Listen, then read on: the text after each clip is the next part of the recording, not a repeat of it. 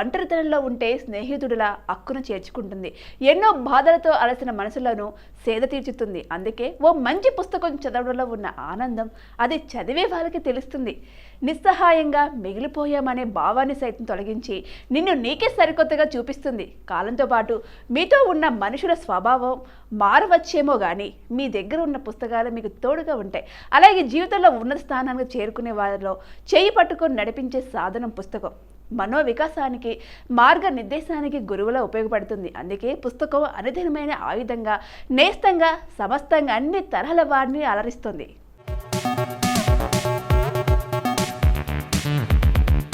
మనిషి మేధస్సును, విజ్ఞానాన్ని పెంచడానికి పుస్తకాలు ఎంతగానో దోహదపడుతున్నాయి. ఒక్క పుస్తకం ద్వారా అందుకున్న విజ్ఞానం మనిషి జీవితాన్ని ముందుకు నడిపిస్తుంది. అందుకే చిరిగిన చొక్కా అయినా తొడుక్కోగాని ఓ మంచి పుస్తకం కొనుక్కో. ఓ మంచి పుస్తకం స్నేహితుడితో సమానం. ఓ మంచి పుస్తకం జీవితాన్ని మారుస్తుంది అని కందుకూరి వీరేశలింగం పంతులు చెప్పిన మాటలు నేటికి వింటూనే ఉంటాం.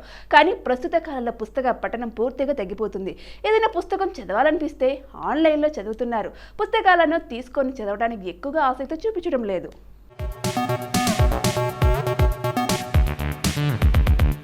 ఇక అందుకే పలు స్వచ్ఛంద సంస్థలు తమకు తోచినట్టుగా ప్రజల్లో పుస్తక పఠనంపై ఆసక్తి కలిగించే ప్రయత్నం చేస్తున్నాయి. అలాగే లైబ్రరీలకు వచ్చే వారి సంఖ్య తగ్గి పుస్తకాలయాలు ఒంటరిగా మిగిలిపోతున్నాయి. పుస్తక పఠనంతో ఆరోగ్య లాభాలు కూడా ఉన్నాయి. మేధస్సు పెంచడమే కాకుండా అనవసర ఆలోచనలు నియంత్రిస్తాయి. శరీరాన్ని ఆరోగ్యం ఉంచడమే కాకుండా ఒత్తిడిని తగ్గిస్తాయి. రాత్రి పడుకునే ముందు సాహిత్యానికి సంబంధించిన పుస్తకాలు చదవడం వలన గాఢ నిద్ర పట్టి శారీరక, మానసిక ఆరోగ్యం కలుగుతుంది. అలాగే ఏకాగ్రత చేకూరి ఒంటరితనాన్ని దూరం చేస్తుంది.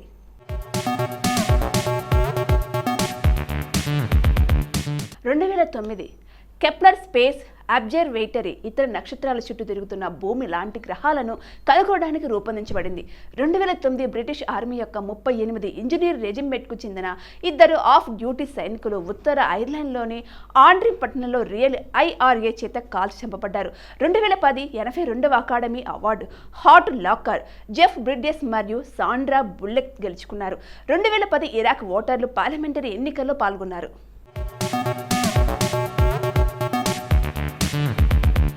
2011 పాబ్లో పికాసో రూపొందించిన nude green leaves and bust పేరుతో ప్రపంచంలో ఇప్పటి వరకు వేలం వేయబడిన అత్యంత ఖరీదైన పెయింటింగ్ లండన్ యొక్క టేట్ గ్యాలరీలో ప్రదర్శించబడుతుంది. 2012 ఎయిర్లైన్ విమానాల GPS సిస్టమ్ మరియు పవర్స్ గిడ్లు భూమికి సమీపంలో ఉన్న అతి పెద్ద సౌర మండపంతో కలవబడతాయి. ఇది 5 ఏళ్లలో సంభవిస్తుంది. మార్చి 6, 2012 సంభవిస్తుంది. 2013 ప్రధానమంత్రి రైలా ఓడింగా యొక్క పోటీ సహచరుడు కలన్నోజో ముస్యోకా కెన్యా అధ్యక్ష ఎన్నికల్లో వేసిన ఓట్లు తప్పుగా మారాయని పేర్కొన్నారు.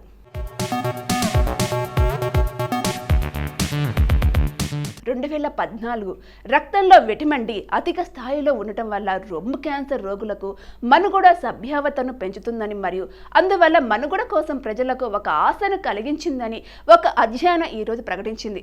2015 నైజీరియాలోని మైదుగురు నగరంలో బోకో హారం అనే ఉగ్రవాద సంస్థ 5 ఆత్మాహుతి బాంబు దాడుల్లో 54 మంది మృతి చెందగా 143 మంది గాయపడ్డారు.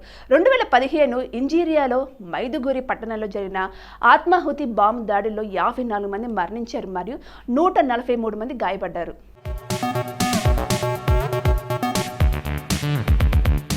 డేవిడ్ బాల్టిమోర్ అమెరికా దేశానికి చెందిన జీవశాస్త్రవేత్త, నోబెల్ బహుమతి గ్రహీత డేవిడ్ బాల్టిమోర్ 1938 మార్చి 7న న్యూయార్క్, అమెరికా సంయుక్త రాష్ట్రాలలో జన్మించారు. బాల్టిమోర్ న్యూయార్క్ పట్టణంలో రిచర్డ్ బాల్టిమోర్, జెట్రూడ్ రిప్షీర్ దంపతులకు జన్మించాడు. ఇతడు 1956 పట్టభద్రుడై జీవశాస్త్రంలో శ్రద్ధ కనపరిచి జాక్సన్ ప్రయోగశాలలో ప్రవేశించాడు. ఇతడు స్వైత్ మోర్ కళాశాలలో BA డిగ్రీని పట్టుకున్నారు. 1960లో పొంది రాకెపెల్లర్ విశ్వవిద్యాలయం నుండి 1964లో PhD సంపాదించాడు. తర్వాత మేసాచ్యూసెట్స్ సాంకేతిక సంస్థ ఆల్బర్ట్ ఐన్స్టీన్ కళాశాలలో ఫెలోషిప్ చేశారు. మేసాచ్యూసెట్స్లో 1968 సంవత్సరం చేరి 1974 ఫెలోషిప్ ఆఫ్ అమెరికన్ అకాడమీ సంపాదించారు.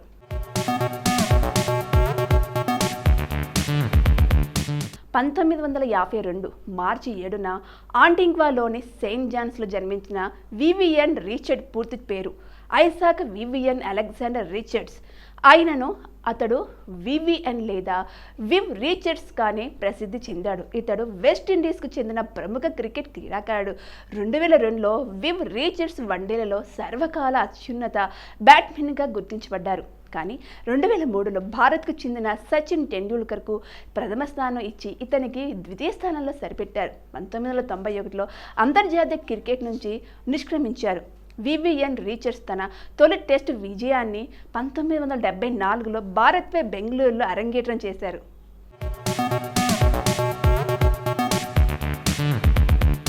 అనుపమ్ ఖేర్ ఒక భారతీయ నటుడు. 2016లో భారత ప్రభుత్వం ఇతడికి పద్మభూషణ్ పురస్కారాన్ని ప్రదానం చేసింది. అనుపమ్ ఖేర్ 1955 మార్చి 7న సిమ్లా, పంజాబ్లలో జన్మించారు. సిమ్లాలోని ఓ మధ్యతరగతి కుటుంబంలో పుట్టిన అనుపమ్ ఖేర్ పద్మభూషణ్ పురస్కారాన్ని సాధించే స్థాయికి ఎదిగిన క్రమం స్ఫూర్తిదాయకం. రంగస్థల నటుడిగా మొదలై వెండి తెరకు చేరిన ఆయన ప్రయాణంలో హాస్య నటుడు, సహాయ నటుడు, ప్రతినాయకుడు, దర్శకుడు, నిర్మాత, నట శిక్షకుడు ఇలా భిన్న పాత్రలను సమర్థవంతంగా పోషించాడు. అనుపమ్ ఖేర్ కళాశాల విద్యార్థిగానే హిమాచల్ ప్రదేశ్ యూనివర్సిటీలో విరివిగా నాటకాలు నటించారు. సాధన సర్గం భారతీయ సినీ రంగంలో ప్రధానంగా హిందీ, బెంగాలీ మరియు తమిళ భాషా చిత్రాల్లో తన నేపథ్య వృత్తికి ప్రసిద్ధి చెందిన భారతీయ గాయని. ఆమె నేషనల్ ఫిల్మ్ అవార్డు మరియు ఫిల్మ్ ఫేర్ అవార్డును సౌత్ గ్రహీత. ఆమె 5 మహారాష్ట్ర రాష్ట్ర చలనచిత్ర అవార్డులు, 4 గుజరాత్ రాష్ట్ర చలనచిత్ర అవార్డులు మరియు 1 ఒరిస్సా రాష్ట్ర చలనచిత్రాన్ని కూడా గెలుచుకుంది. మహారాష్ట్రలోని రత్నగిరి జిల్లాలోని ఓడరేవు పట్టణమైన దాబోలో మరాఠీ సంగీతకారుల కుటుంబంలో సర్గం మార్చి 7, 1969 జన్మించారు.